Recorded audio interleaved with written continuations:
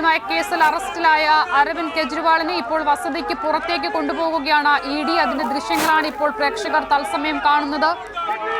അസദ അല്പം മുന്നെയാണ് കെജ്രിവാളിന്റെ വസതിയിൽ നിന്നും ഇതുവഴി കെജ്രിവാളിനെ എൻഫോഴ്സ്മെന്റ് സംഘം ഇവിടെ നിന്നും കൊണ്ടുപോയത്.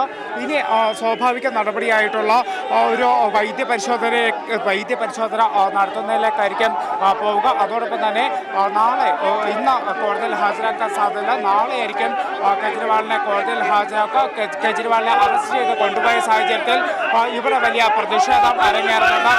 കെജ്രിവാളിന് വേണ്ടി മുദ്രാവാക്യം വിളിച്ച് ഇവിടെ ആം ആദ്മി പ്രവർത്തകരൊക്കെ തന്നെ തടിച്ചു കൂടിയിട്ടുണ്ട്. കെജ്രിവാളിനെ ഇവിടെ നിന്നും കൊണ്ടുപോയതിന് തൊട്ടു പിന്നാലെയാണ് പ്രവർത്തകർ ഇവിടെ പ്രതിഷേധം ശക്തമാക്കുന്ന ഒരു സാഹചര്യമുള്ളത്.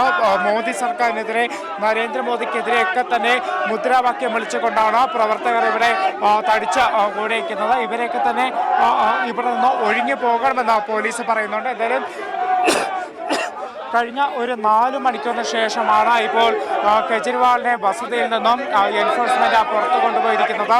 9 മണിയോടുകൂടിയായിരുന്നു ദില്ലി മദ്യനയ അഴിമതി കേസുമായി ബന്ധപ്പെട്ടുകൊണ്ട് ദില്ലി മുഖ്യമന്ത്രി അരവിന്ദ് കെജ്രിവാളിനെ എൻഫോഴ്സ്മെന്റ് അറസ്റ്റ് ചെയ്തത്.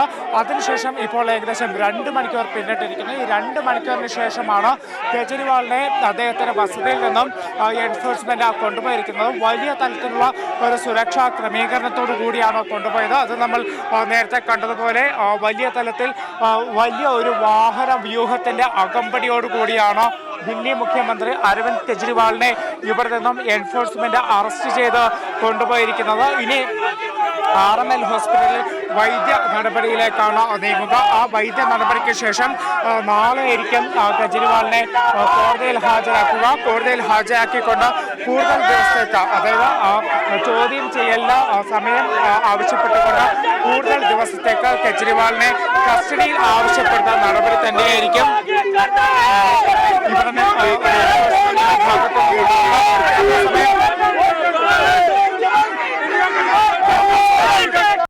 അതേസമയം ഭാഗത്തുനിന്നും നടപടികളിലേക്ക് ആം ആദ്മി തീരുമാനിച്ചിരിക്കുന്നത്.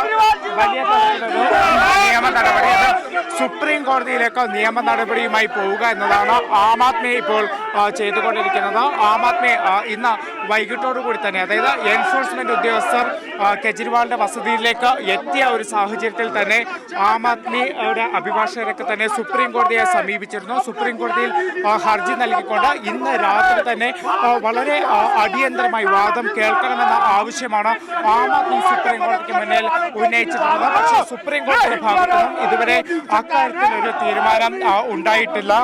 വിഷ്ണു നോക്കൂ, അടിയന്തരമായി സുപ്രീം കോടതി ഇടപെടുന്ന സാഹചര്യത്തിൽ സ്വാഭാവികമായും വിഷ്ണു മുൻപ് പറഞ്ഞതുപോലെ ഇതിന്റെ ഒരു സാധാരണഗതിയിലുള്ള നടപടിയായിരിക്കും വൈദ്യപരിശോധന, പിന്നീട് കോടതിയിൽ ഹാജരാക്കൽ.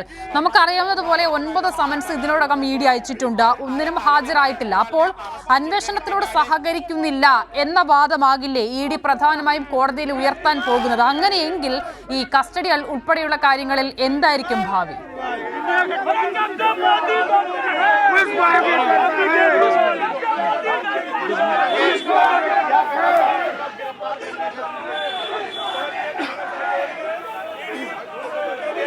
വിഷ്ണുവിലേക്ക് വരാം. ആം ആദ്മി പ്രവർത്തകർ വലിയ പ്രതിഷേധം ഇപ്പോൾ അവിടെ ഉയർത്തുന്നതാണ് കാണുന്നത്.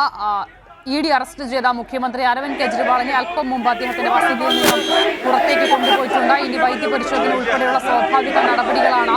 സുപ്രീം കോടതിയിൽ ഈ വിഷയം അടിയന്തര ഹർജിയായി പരിഗണിക്കണമെന്ന് ആം ആദ്മി ആവശ്യപ്പെട്ടിരുന്നു. പക്ഷേ കോടതിയുടെ ഭാഗത്ത് നിന്ന് ഇതിനോടകം പ്രതികരണങ്ങളൊന്നും ഉണ്ടായിട്ടില്ല. ആ സാഹചര്യത്തിൽ ഒരുപക്ഷെ അങ്ങനെയൊരു സാധ്യത ഉണ്ടാകില്ല എന്നുള്ളതാണ് കരുതുന്നത്. അങ്ങനെയെങ്കിൽ നാളെ കോടതിയിൽ ഹാജരാക്കാനുള്ള സാധ്യതയാണ് ഉള്ളത്.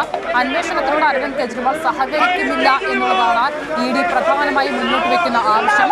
മുൻപ് തന്നെ ഈ സമൻസ് അയച്ചിട്ട് ഹാജരാകുന്നില്ല, ഇക്കാര്യങ്ങൾ ചൂണ്ടിക്കാട്ടി കെജ്രിവാളിനെ പ്രോസിക്യൂട്ട് ചെയ്യാൻ അനുമതി നൽകണമെന്നാവശ്യപ്പെട്ട ED കോടതിയെ സമീപിച്ചിരുന്നതുമാണ്. അത്തരം സാഹചര്യങ്ങളൊക്കെയും നിലനിൽക്കുന്ന പശ്ചാത്തലത്തിൽ അന്വേഷണത്തിനോട് സഹകരിക്കുന്നില്ല, അതിനാൽ തന്നെ കസ്റ്റഡി വേണ്ടിവരും എന്നുള്ളതായിരിക്കും ED ഉദ്യോഗസ്ഥർ പ്രധാനമായും കോടതിയിൽ അവതരിപ്പിക്കാൻ പോകുന്ന വാദം. ഏറ്റവും പ്രധാനപ്പെട്ട കാര്യം, തെരഞ്ഞെടുപ്പുമായി ബന്ധപ്പെട്ട സാഹചര്യങ്ങൾ നിലനിൽക്കെ പ്രതിപക്ഷത്തിന്റെ പ്രധാനപ്പെട്ട ഒരു നേതാവിനെ EDയുടെ നടപടിക്ക് വിധേയമാക്കിയിരിക്കുന്നു എന്നുള്ളതാണ്.